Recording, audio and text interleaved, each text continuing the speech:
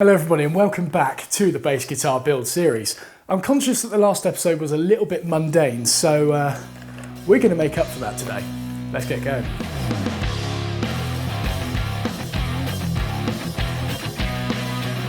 So just to explain the setup we got going on here, I'm going to be doing all of the grinding in this room, which means I need to contain as much of the dust as possible. So I've made this shroud thing made from offcuts of the neck, funnily enough, which is just simply slotted together with two half lap joints cut on the bandsaw.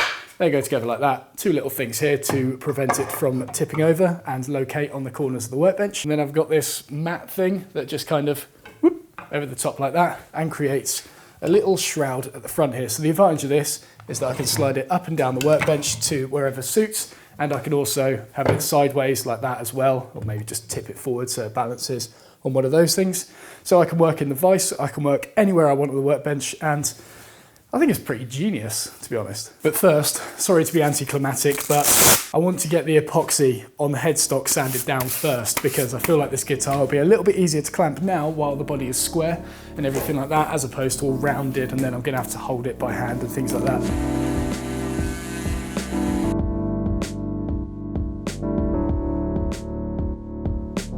Now for the angle grinder, I forgot to bring my locking key, or I think I've even lost it. So the disc doesn't really grip against the nut. So I need to make some sort of key to lock this down, and I think I'm going to use this old drill bit. Okay, yeah, I definitely forgot how hard drill bits are. That's not going to work. I have a copper bar that I'm going to use instead. It's a little bit too wide at the moment, so I'm going to reduce the width on the bandsaw.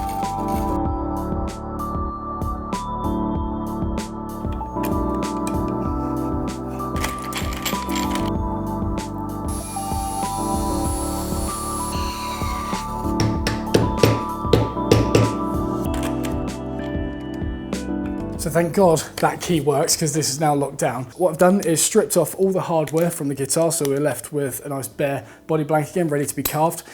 In terms of neck thickness, the last bass I made, the neck was a little bit thick, but I can't remember how thick I actually made that neck. So a lot of what I learned from making guitars is from this book here, How to Make Your Own Electric Guitar by Melvin Hiscock. So if you're interested in making your own guitar or bass, I'll put a link in the description to this book where you can buy it on Amazon page. Of course, a lot of this comes down to experimentation, but this has been a great help throughout.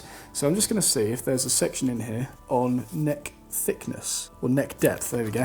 Overall depths are usually 1 inch at the body end of the neck and between 5/8 and 7/8 inches at the nut. So that's about 16 to 22 millimeters, with the average being at about 3/4 of an inch, which is 19 millimeters up this end. Now, I've got a 6-string bass. This is how to build a guitar. There is things in here on how to build a bass, but I'm going to assume that the ones on the thinner end are for guitars and things like that, where there's going to be less stress on the neck. This has got 6 strings on it, and they're a thicker gauge as well, so I think if I make the neck too thin, it's just going to bend it all the way up. So we're going to go on the fatter end of that scale, which is going to be around 22 millimeters up at the nut end.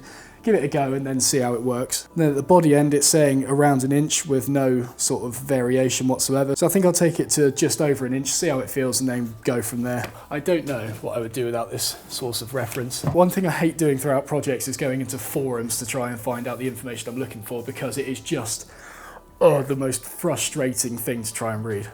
Cool, we're at around 30 millimeters there, and around here we're at around 33, so we've got plenty to get rid of here. Oh, this is going to be fun. So when I carve out the body of this, I'm going to be putting a little scoop on the top edge here to give me a nice area to rest my arm, and this is why I put that black pinstripe around the edge, so it'll be exposed on this front edge here. And in terms of the back, this is going to have the most shaping on it. We've got this section here, which is literally just all going to be scooped back, so this is just going to be a lovely transition here into the body, being careful not to hit those hollow cavities that I've got in here, of course. Remember they're there. And then there might be some light shaping on the back here as well, or something like that. Basically what I'm going to do is just pick it up every now and then and just see how it fits against my body, because I feel like it might be nice to have a scoop here as well to get my belly in, which, yeah, that'd be nice as well. I didn't do that on my last one. Just basically mould it to my body. We've got a few things to mark out first, give myself some guidelines.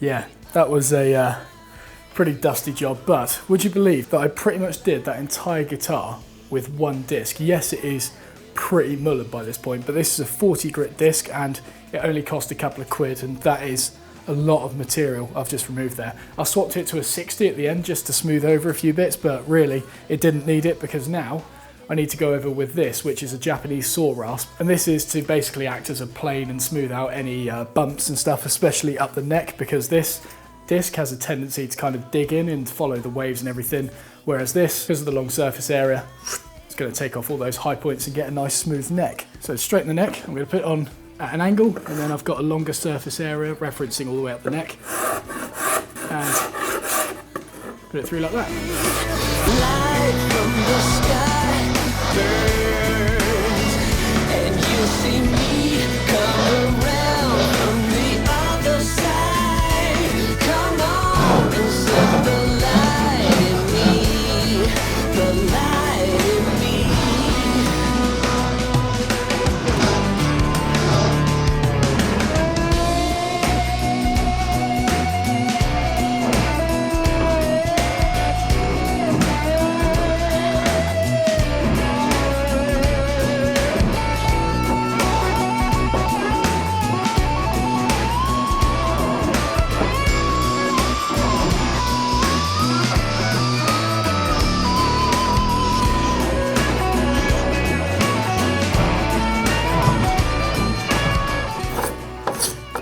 Okay, so we're sort of approaching the final fit up now, and the way that I've been getting this neck nice and straight and an even curve isn't by using templates or anything. I've been standing where you are right now, looking at it from the side and just checking if this walnut strip that you can kind of see here is looking even, because if this curve is sticking out too much on this side here, you're going to see less of that walnut, and vice versa. If you see too much of it, that means I've gone too far with it. So this walnut is pretty much been my reference throughout the whole neck, and then just spoke shaving it flat. So I've been checking from that side, and yeah, it feels pretty good. So now we're going to sand it and get it lovely and smooth. Happy days. Going to take off this thin pad saver and we'll put on a thick one, because this has got a little bit of sponginess to it, and it's going to be able to follow any of the small contours on the back of the body.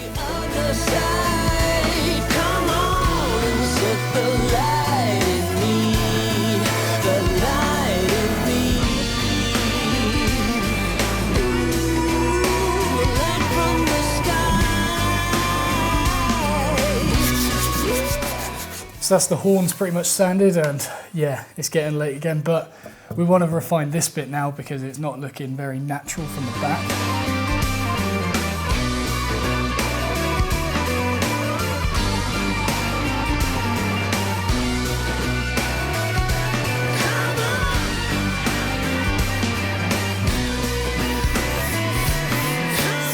My phone is dead. I have no idea what time it is, but it's pretty much all sanded now, which is so relieving because I've been literally shaping this thing and refining it all day now. Oh dear, microphone's caught. So what I'm going to do now is adjust the truss rod and see if we can get that neck flat. Now, if I remember correctly, it was anti-clockwise. I had to turn these in order to straighten out the neck.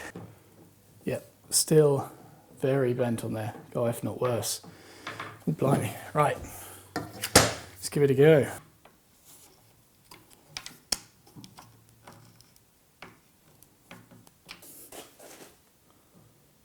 Almost there. Right, there we go. Sitting nice and flat on there. So in preparation for levelling, blow all the dust off my masking tape. I'm going to mask off the ebony so it's got some sort of protection to it, because we're going to be filing over the top of these frets and we don't want to get, well, we just don't want to get rubbish on that lovely ebony we got there.